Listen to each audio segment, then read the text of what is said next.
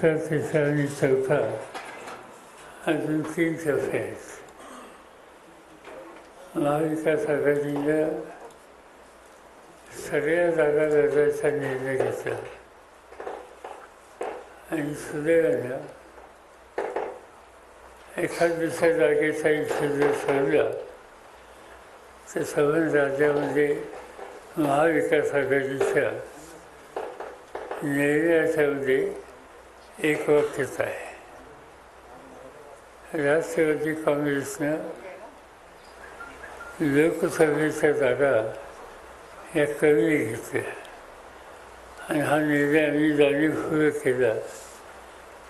कारण राष्ट्रवादी काँग्रेस पक्षाचं अधिक लक्ष उद्या होणाऱ्या विधानसभेवर आहे. विधानसभेमध्ये अधिक जागा लढवायचा प्रयत्न करणं आणि अधिक विधिमंडळामध्ये प्रभावी कार्यकर्ते पाठवणं हा विचार किंवा ही स्ट्रॅटेजी राष्ट्रवादी काँग्रेसची आहे. आम्ही या ठिकाणी फक्त 10 जागा लढवतो आहे, पण आत्ताच प्रक्रिया सुरू झाली.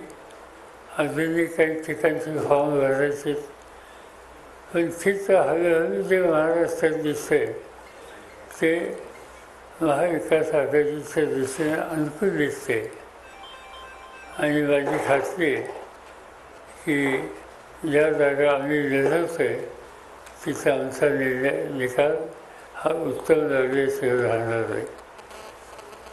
कालच्या लोकसभेमध्ये राष्ट्रवादी काँग्रेस पक्षाचे 4 खासदार होते आणि विरोधकांचे सगळे मिळून 6 लोक होते.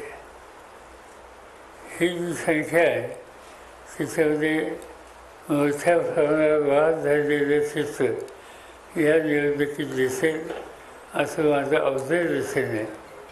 आणि म्हणून ही प्राथमिक माहिती ही मी तुमच्यावर ठेवतो. तुम्हाला काही प्रश्न विचारायचे असतील तर ते विचारतो. भाजपाने 405चा नारा दिलाय, तो कितपत यशस्वी होईल, काय होईल असं तुम्हाला काय वाटतं? नाही, मला थोडं चुकीचं वाटतं. आणि चुकीचं असं वाटतं की एकंदर लोकसभेची जी संख्या आहे 544, ती 544 त्यांनी सांगितली तर ती अधिक खरी मानली. साधारण पहिल्या टप्प्यामध्ये 60% मतदान झाले. महाराष्ट्रात 55%च्या आसपास आहे. कुठंतरी उन्हाची तीव्रता म्हणा किंवा लोकांची जी मानसिकता आहे बेसिकली उन्हाची तीव्रता हे तसं कारण आहे. तुम्ही बघा गडचिरोली जिल्हा आदिवासींचा नक्सलाईट ॲक्टिव्हिटीजवळ तिथं 70% मतदान झाली. बाकीच्या ठिकाणी कमी झालेली आहे. एक उन्हाची तीव्रता माहिती नाही लोकांच्यात उदासीनता का आहे. राजकीय कार्यकर्ता म्हणून आम्हाला त्याच्या खोलात जावं आहे. देशाचे गृहमंत्री अमित शहा यांनी तुमच्यावर टीका केली. 10 वर्ष शरद पवारांनी नेमकं काय केलं असं त्यांनी जाब विचारलं. ते जाब 6 ठिकाणी मला विचारतात. 2014 ते 2024 10 वर्ष झाली पवारांनी काय केलं. एवढंच फक्त त्यांना सांगू इच्छितो की या 10 वर्षात मी सत्तेवर नव्हतो, ते सत्तेवर आहेत. त्यामुळे त्या सत्तेचा सगळा अधिकार त्यांच्या हातामध्ये असल्याच्यानंतर या 10 वर्षात त्यांनी नेमकं काय केलं ही सांगायची जबाबदारी त्यांची आहे. जे सत्तेवर नव्हते त्यांची ही जबाबदारी नाही.